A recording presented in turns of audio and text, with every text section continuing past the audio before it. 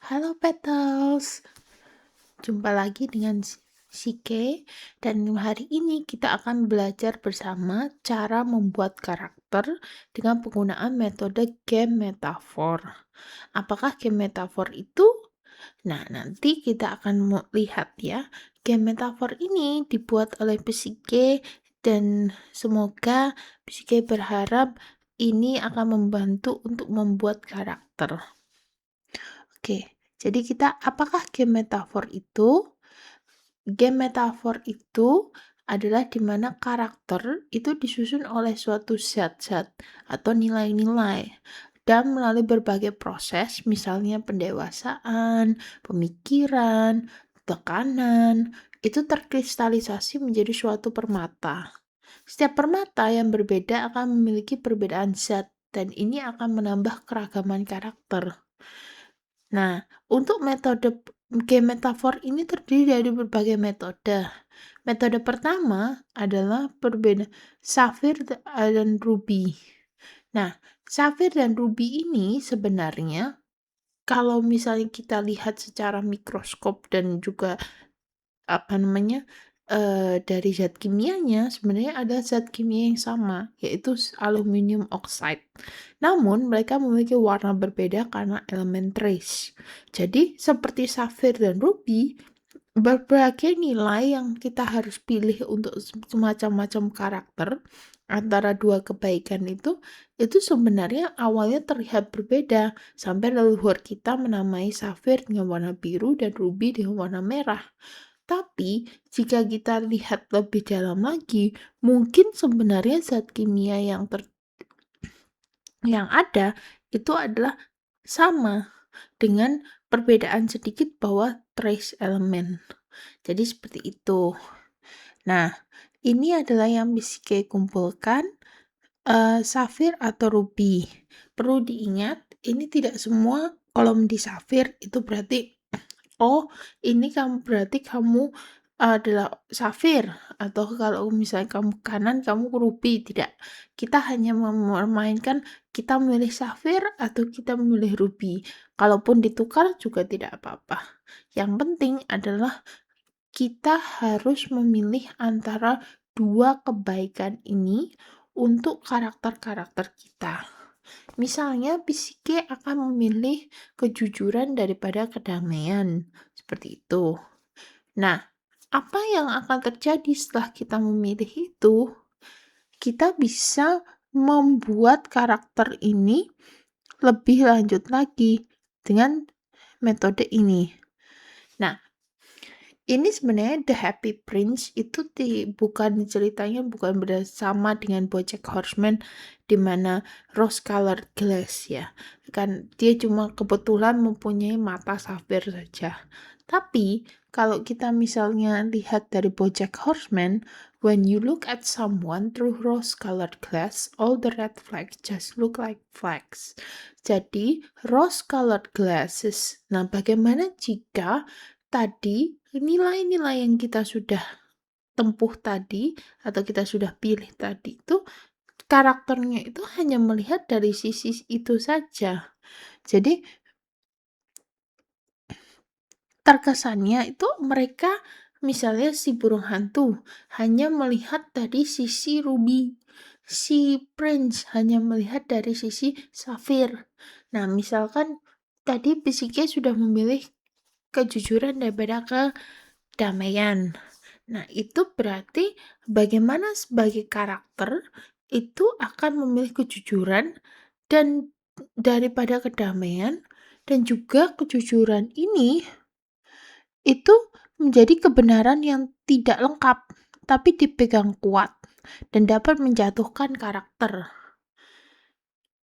Jadi, safir dan ruby yang bertentangan itu sebenarnya ada banyak safir-safir lain yang mungkin Petals kurang tahu atau mungkin Petals sudah tahu dan Psike akan menjelaskannya lagi.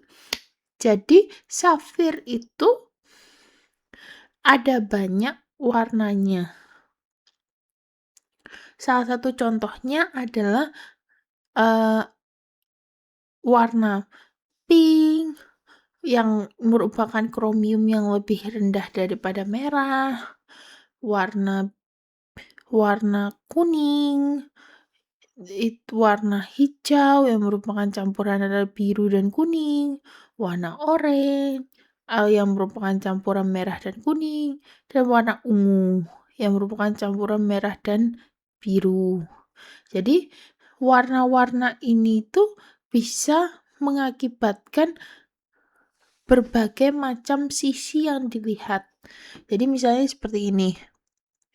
Misalnya, kejujuran dan kedamaian saling bertentangan sekarang.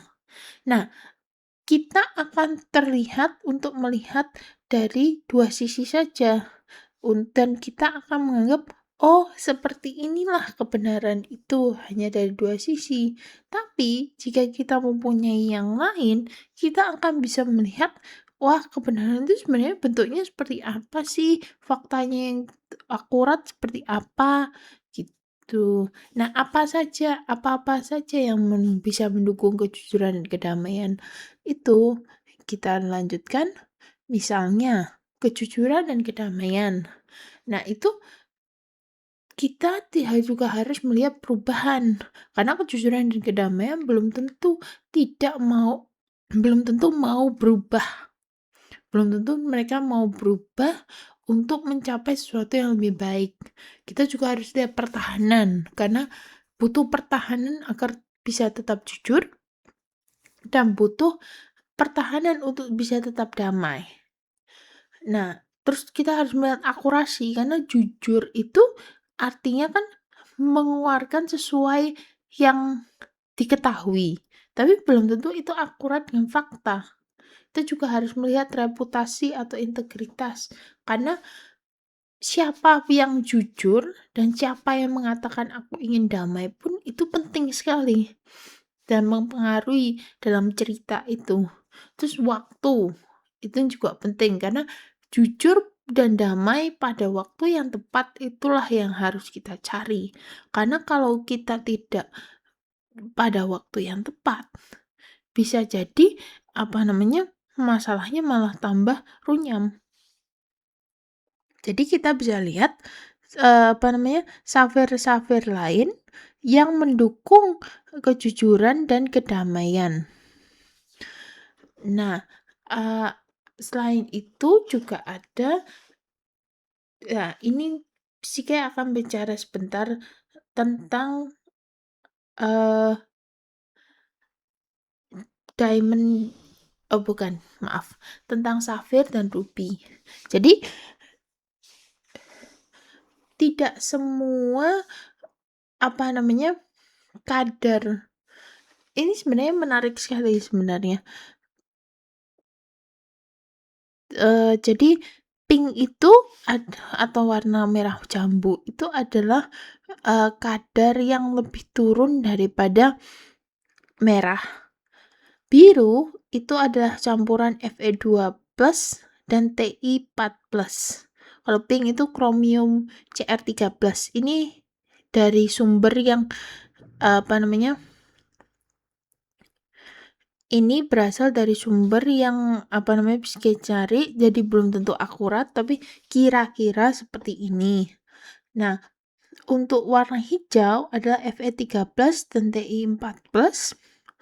Warna kuning adalah Fe3+. Warna ungu adalah campuran dari biru dan merah. Dan warna orange adalah warna campuran antara orange adalah warna campuran dari kuning dan merah. Dan ini menarik, ditambah vanadium 3+. Nah, kenapa ini menarik? Karena kalau kita bisa membuat sistem yang seperti itu, sebenarnya itu menarik sekali. Tapi untuk sementara kita akan ambil dari yang proses yang lebih sederhana saja ya, petals. Karena kalau misalnya kita akan mengukur, kejujuran itu sebenarnya adalah itu yang pertahanan, nanti kita akan membuat silografi sendiri itu rasanya, atau hieroglif atau ya seperti itu. Jadi bisa jadi kita membuat lambang-lambang sendiri. Nah, itu akan lama itu. Tapi itu akan cocok kalau misalnya Petals ingin world building. Oke, tadi kita agak lari dari topik. Lanjut. Ya, jadi tadi itu kan kita menekan kejujuran. Kejujuran itu adalah sebuah ruby. Tapi bagaimana jika kita akan mengkorup atau menurunkan? Jadi sesuatu yang mirip, warnanya juga merah cerah, yaitu sinabar. Tapi sinabar ini adalah sesuatu yang mengandung HGS atau merkuri sulfur. Dan ini adalah berarti adalah sebuah nilai yang dimana ada kejujuran yang tidak terlalu baik gitu. Jadi istilahnya agak toksik gitu. Contohnya adalah kejujuran untuk pamrih, kejujuran untuk menyakiti, kejujuran tanpa melihat waktu dan tempat, kejujuran tanpa pertimbangan. Nah, kita bisa mengubah karakter yang mengatakan aku ini jujur itu jadi beragam-ragam macamnya. Bahkan kita bisa membuat dia menjadi tokoh jahat dengan metode sinabar ini. Cuma ya kalau misalnya tokoh baik ya harus diperhatikan bahwa dia harus makin lama makin sadar. Sedangkan kalau tokoh jahat umumnya tidak sadar pada kekurangannya dia. Nah, karena itulah Bisike mengusulkan bahwa sebenarnya red flag yang ruby red itu adalah green flag dan sinabar lah red flag yang sesungguhnya. Tapi ya itu kan Bisike sempat mencari ternyata ada banyak loh warna-warni red flag, green flag, orange, purple gitu, ada banyak. Tapi Bisike tidak terlalu paham sistemnya, jadi Bisike lewati saja. Ini hanya intermezzo lagi, mohon maaf ya. Ya. Nah, lanjut. Misalkan kita ambil satu, kejujuran untuk menyakiti. Kita bahkan bisa membuat kekurangan itu menjadi sebuah estetik, yaitu autentik gitu. Autentik tanda petik ya tapi. Nah, kenapa fenomena ini terjadi? Karena ini adalah trait-trait dari merah sinabar ini sering sekali dikelirukan dan itu mulai dari zaman emosionalisme terutama pada menurut teori psike sih itu emosionalisme pada 1800-an dan itu mulai sangat berkembang pada 19 century di mana ini adalah namanya Byronic hero. Byronic hero adalah dasar dari berbagai macam karakter-karakter romantasi yang dingin, jauh, tidak perhatian, tapi entah kenapa masih aja tetap disenangi dengan pembaca. Ini namanya dasarnya itu dari Byronic hero. Sebenarnya Byronic hero juga bukan sesuatu yang buruk karena Batman juga termasuk, tapi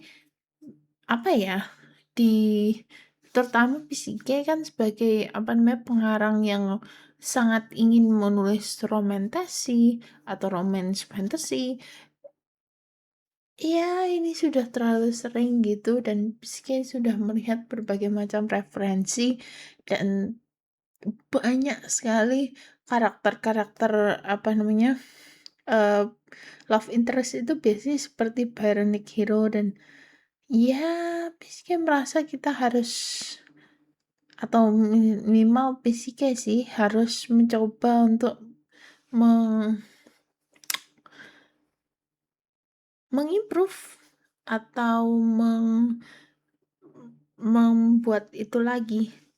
Nah, lanjut contoh-contoh lain ya, kerasan, itu terlihat seperti kekuatan, padahal keren yang sebenarnya itu adalah kontrol dari kekuatan.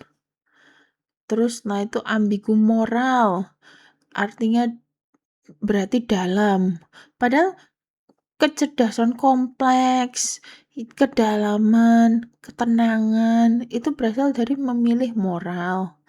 Ya, apa ya, kebaikan yang jarang. Kita pasti tahu kan, tiba-tiba karakternya itu dari jahat, terus setelah itu dikasih kebaikan, kita langsung kayak, wah karakter ini baik. Karena ini terlihat seperti spesial, terlihat bermakna dan berharga. Padahal yang baik itu ya yang sering yang berharga itu yang harus dipertahankan. Tapi ya itu, ada kacau, ada ambigu moral, ada jarak emosi, ada controlling yang terlihat peduli, terus nah itu ada acuh, ada pengorbanan berlebih. Yang pengorbanan berlebih ini agak sedih karena yang lain kan berakibat ke orang lain, tapi pengorbanan berlebih ini menghilangkan diri sendiri, dan ini adalah suatu yang tragis gitu, terutama untuk romantasi gitu. Karena Psike ingin menulis romance yang sehat. Itu adalah kenapa Psike membuat video ini, untuk belajar bagaimana caranya membuat romance yang sehat. Nah, kenapa red flag ini sering terjadi? Contohnya adalah karena kontras, yaitu kejam, jadi baik, itu ada kontras yang sangat lihat, kejarangan menjadi berharga, yang tadi itu, jadi karena mereka sedikit melakukannya, jadi itu proses yang berharga, intensitas dan emosinya biasanya tinggi dan memuncak. Nah, dinamika yang sehat cenderung konsisten dan tidak seintens dinamika yang buruk. Jadi, dinamika yang sehat sering kalah dengan semua ini karena di mata kita itu adalah kontras, kejarangan, dan intensitas. Itu penting sekali untuk kita sebagai pembaca, penonton, untuk melihat visual ini gitu. Jadi, apa ya, istilahnya kayak kita tertipu pada ilusi gitu loh, ilusi bahwa itu baik, padahal sebenarnya itu adalah ilusi kontras. Dan Biscay sangat sebagai salah satu yang juga terpengaruh akan itu, berusaha untuk belajar. Nah, lanjut. Biasanya untuk mengatasi trope ini kita menggunakan miskomunikasi atau tidak sengaja terjadi. Ini adalah versi-versi yang lebih tidak toksik. Tapi kadang-kadang terlalu jelas sehingga penonton merasa tidak betah untuk mengetahui lebih lanjut. Kan misalnya, oh dia salah ini padahal mereka harusnya membicarakannya gitu. Itu kan apa ya? Terus tapi kalau mereka membicarakannya tidak ada cerita, seperti itu. Nah, makanya Psike ingin jadi Psike ingin menuliskan tentang ragam kasih sayang. Nah, sumbernya ini Psike dapatkan dari FTD websitenya, tapi namun sekarang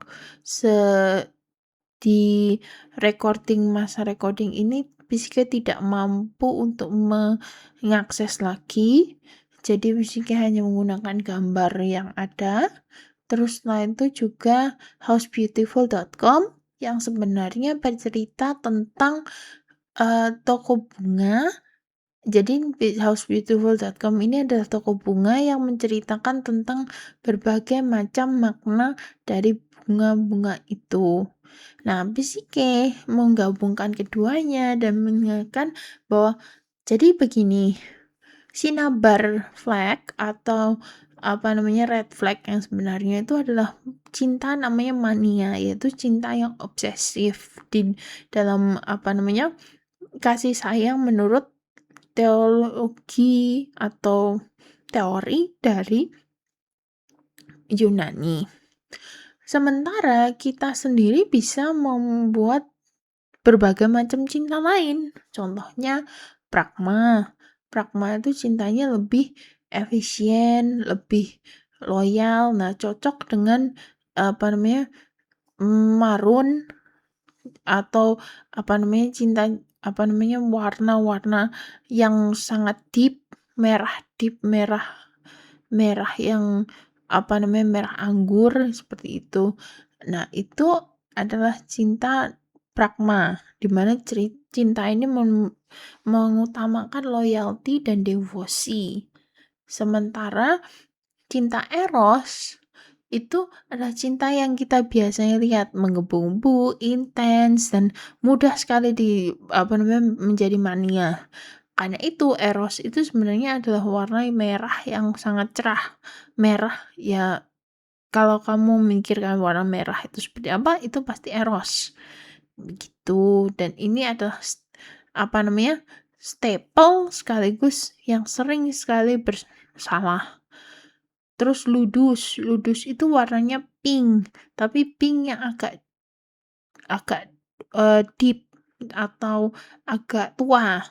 Jadi sedikit tua. Jadi ludus ini agak bermain gitu. Jadi ludus yang terlalu lama akan menjadi pasangannya tidak setia dan lain-lain. Tapi kalau ludus yang dengan sifat yang sedikit-sedikit dan dijaga, itu akan menjadi itu bukan intensitas, akan menjadi permainan. Jadi interesting dan bisa meloncat-loncat, bisa bisa pergi kemana-mana. Jadi ada tendensi untuk mempunyai berbagai macam ragam gitu dengan ludus. Jadi sementara eros itu intens, ludus itu berbagai macam ragam tapi tidak intens. Seperti itu. Terus itu warna pink yang sesuai rambutnya Psyche, yaitu Philathulia dan Storge. Cinta Philathulia adalah cinta untuk diri sendiri, sementara Storge itu cinta untuk keluarga. Karena warna pink yang lembut ini biasanya untuk menghadiahkan pada orang tua dan keluarga. Jadi untuk rasa cinta gitu. Sementara agape adalah pink yang lebih ke putih. Jadi ini adalah cinta yang innocent, cinta yang pure, cinta. Jadi cinta yang sangat cinta yang sangat bersih. Iya. Jadi cinta yang tulus. Nah, cinta yang agape itu adalah cinta yang benar-benar sangat mencintai gitu. Makanya biasanya kalau di C.S. Lewis hanya hubungan dengan Tuhan lah dan yang bisa memproduksi cinta agape. Walaupun di FTD katanya ada yang lain sih.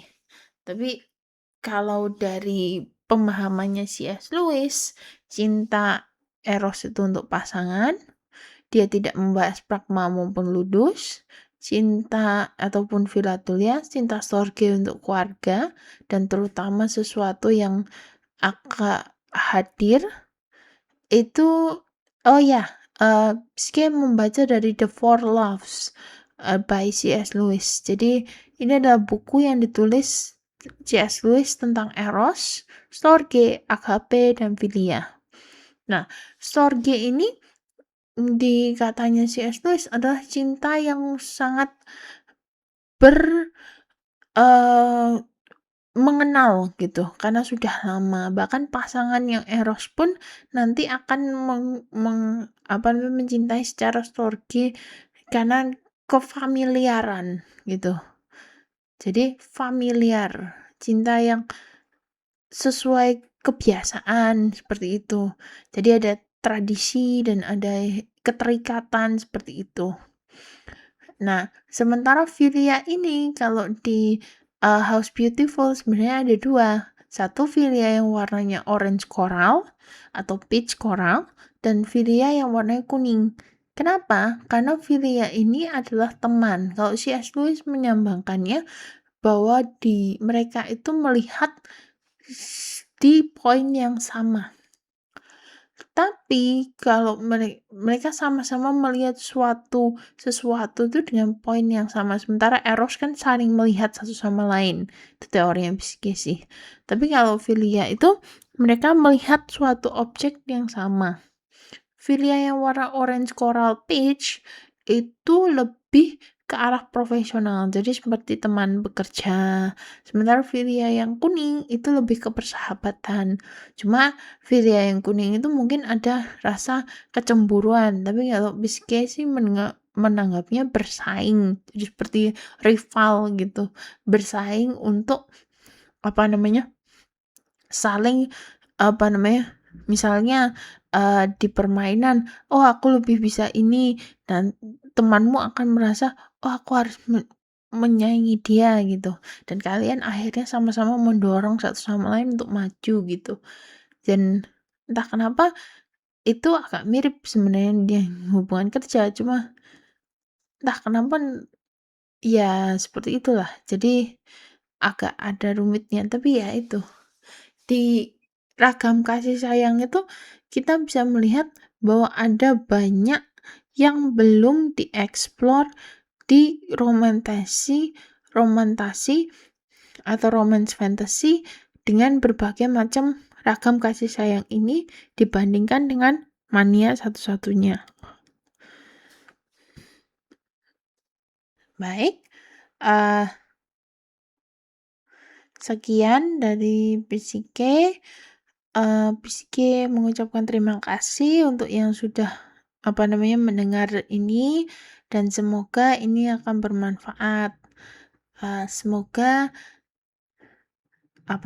kehangatan selalu menyelimuti petals-petals sekalian.